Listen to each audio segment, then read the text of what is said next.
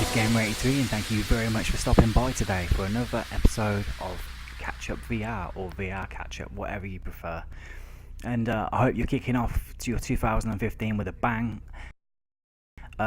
So far I've had a couple of disappointments with the realms of virtual reality this month, and also a fair few more successes. So I think it's always best to start off with the negative and end on a high. So let's do this. So the first thing I'd like to talk about is the fact that Dying Light came out this morning. I was like a kid at Christmas to find out that I'd opened a present and it turned out to be a lump of coal. Honestly, like my face this morning was pretty down. I mean, obviously I know they said they're going to support it, and I'm really happy that they're going to support it as well. You know, fair play to them. First AAA title to support VR. I can't knock them for doing that. But I was hoping for official DK2 support. You know, not to the fact of where they say, "Yep, this is VR ready," and putting it on the title, putting it all over Steam. I didn't expect that at all. But you know, to have an in-game option that says something like developmental Oculus Rift support or something like that, you know, something that says, yeah, it's there but it's still experimental, that would have been lovely. I've had a look through the INI files and there's definitely Oculus Rift code in there, so it's going to be another Alien Isolation, guys, to be honest, where some clever little modder is going to sort it out and all the rest of us lucky folk will be able to try the game. I'd even got in a VR parkour session just to see if, you know, how that would feel. So using the Vierio perception drivers, I managed to get that up and running. So if you've not seen that yet, I'd love it if you checked out the video. It'll be in my most recent uploads. Yeah, that was a pretty good experience. I really enjoyed it. And the Vierio drivers, in fact, I'll come on to them later. I'm going off track. We're on about the disappointments, the sad things. Right there. Another thing that disappointed me as well about potential VR, not official VR, but potential VR, was the fact that Grand Theft Auto has been pushed back from the end of January, and they've delayed it till March now. So, in one sense, I'm gutted. You know, I was like kind of hyped for it. All these PS4 and Xbone guys are playing theirs now, and sort of like, you know, fair play to them. I've played it on the older PlayStation 3, but it's not the same, is it? It's not the same having a first-person view. That's going to be fantastic. But the gamer inside of me was disappointed, but the realist, I'm kind of glad they're not rushing that shit. They want to ship it right, you know. They want it to be performing well. They want it to be running proper, and I'm hoping for Mantle as well. I'm hoping that they got the AMD Mantle support going on there. Fingers crossed for that as well. So we'll have to see though. Yeah, so a little bit disappointed the fact that, you know, we're near the end of January. We could have been playing that shit right now, but you know, and then some of the guys, they may, the only thing that's making me think, yeah, why have they delayed it? Because I'm thinking it's going to be running on exactly the same architecture as the PS4 version and the Xbox One. So I'm thinking maybe they've got some sort of DK2 code in there. It's only speculation, but you know, when you got that kind of feeling as to like, why have they done that, you know? But again, that might just be me hoping, and I probably am just hoping about it, but you never know. Fingers crossed there might be some form of native support, maybe another Alien Isolation, but we'll have to see. And yeah, so on to the good. If you've been following my channel, then you may have seen a few Skyrim videos go up, a few Fallout videos going up, and this is fantastic. These games are absolutely next level fantastic to actually play in virtual reality. I mean, they're good enough on a flat screen, but when I say you actually feels like you're being there, it's really difficult to describe actually being inside some of the structures that are in Skyrim. You know, like for example in Whiterun, in Dragon's Reach, you look up at this massive like arched ceilings, and it's such a beautiful experience. And like even the detail of like, I mean, if you got to have a few mods running, like, but once you've got a few mods to help the experience. It's probably one of my it's probably my favourite game experience, and that's a bold statement, giving it to an injection driver that's not even native. So that's a bold statement right there. The fact that I'm enjoying Skyrim most and Fallout most in VR, and they're not proper VR titles. It only goes to reflect on how good the injection support is coming from Vierio Perception.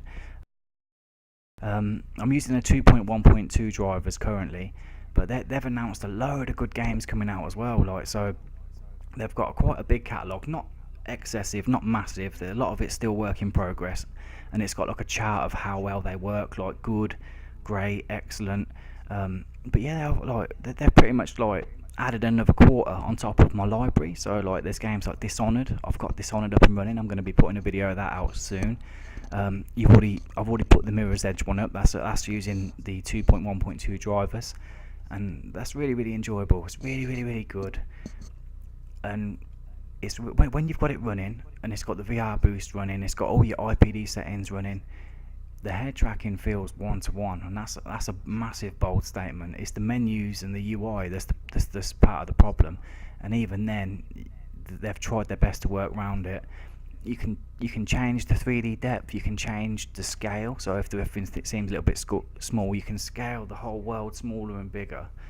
I think with multiplayer games though, I wouldn't trust it, because anti-cheats technology like Punk Buster or whatever would definitely I'm pretty sure they'd pick that up. But who knows? I mean, I don't know, but I think they might be limited to DX9.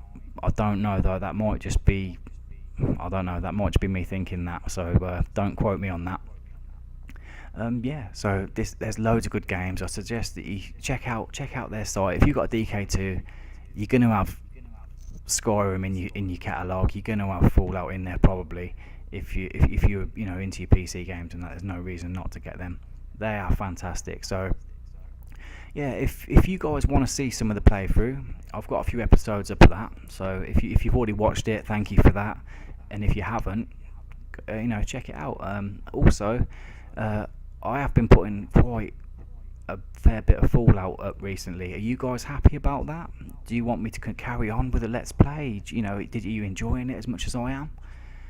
Or do you want me to move on and do new things? And I don't want it to go stale. I don't want to piss anyone off.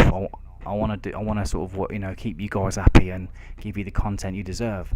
So as another good thing as well, Greg VR Gaming Evolved has already done this, but I've got something that came today. I'm just going to go and grab it. So just 1 second.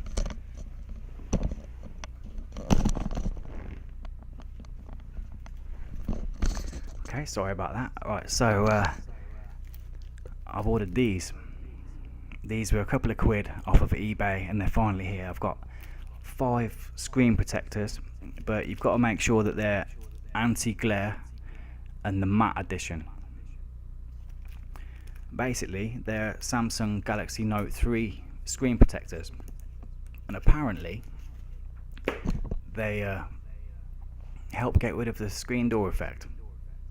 So I'm going to do a comparison little video in a minute, just now.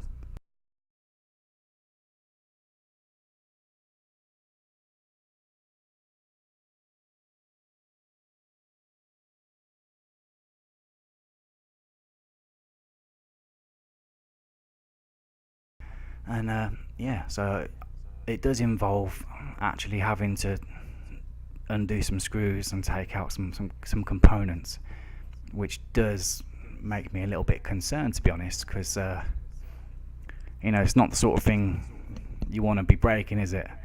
Spending your money on a DK2. I mean, it's nervous times. You haven't really got to do a lot, but you've got to take the whole optics out, and you've exposed the screen, and it is actually a Samsung Galaxy Note 3 screen in there. It actually says Samsung on it. So apparently you can help decrease the screen door effect, and we'll see what happens with that one. I'm going to try and work out whether I've got the balls to do it or not. Let me know whether you think I should have a go at it. Should I film that shit? Would you like to see me actually doing it, like, let me know about that one, guys. And you know, because if I do fuck it up, because it's still development kit, I've got to wait another 3 months to get another one. So that's the thing, you know, I am a bit nervous about doing. Yeah. So all in all, it could be for the better, get a better experience out of it. But at the same time, I might be cutting off my nose to spite my face or something. I don't even know. That's probably the wrong expression, to be honest. But you know what I'm saying. Yes, and I've managed to get over the 300 subscribers. I have to say a massive thank you very much for that. I really appreciate it, and it's, you know, I'm really happy to actually, you know, start getting noticed a little bit. I mean, I'm not in it for that, you know that, but I'm glad that a few people are liking the videos, and you know, it really does motivate me to get more shit out there soon for you. And yeah, Greg set up his new channel. VR Gaming Evolved, similar sort of shit. We're going to be doing some Let's Plays together as well. Hopefully when we get Dying Light up and running, we'll be doing like a co-op playthrough of that, so that's something to look forward to. We're going to be doing Borderlands as well, more Borderlands, and yeah, we're just going to see what happens with it. So yeah, if you like VR, he'll be putting up some VR content. Just check out his channel, why not? He's very new to, but he's doing well, so yeah, just go and check out his channel. Yeah, and so far, I hope you're having a good new year so far, and yeah, keep living the dream. And yeah, if you let me know what you want to see going forward, because I'm happy to sort of pursue the sort of things that you want to see and get out there. I know I've not been doing any Assetto Corsa for a while, and that was mainly because I messed my back up. If you want to see some more Assetto Corsa, let me know about that. Also, Project Cars. Greg's actually got a copy of Project Cars, so if you want to see some Project Cars footage, you know, go over to his site and have a look at it. It's on there. Yeah, so all in all, that's probably a good time to leave it here, but I just wanted to sort of have a catch up. Last little thing as well, I know that the last request I was having was to get out more side by side, so proper 3D, you know, Rift videos capturing the dual screen. I've been doing that, so do you want me to carry on doing the dual screen, or do you want me to sort of start putting myself back in the, you know, so you can see what I'm doing? Or, you know, I'm happy to mix it up. I'm happy to sort of do whatever you want, really. But anyway, I hope to catch you soon on the next episodes, and thank you very much for watching. That's it. That's Immersive Gamer 83 out. Cheers. Okay, so I'm not even halfway through editing the video yet. I'm adding a few pictures and stuff, and I've already received a message from Greg, so I'm just going to flip over to the message now. Just 1 second, please. I don't know if this is going to work.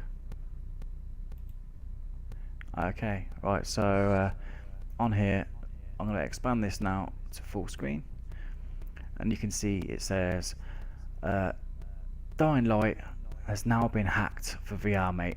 Check VR forum. He has a vid and a link in the description. I might add it's very limited use at the moment, so not too sure what that means, but it can only be a good thing, right? So let's get rid of that there.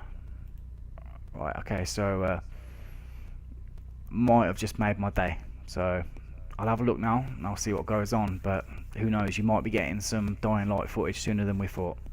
So cheers guys.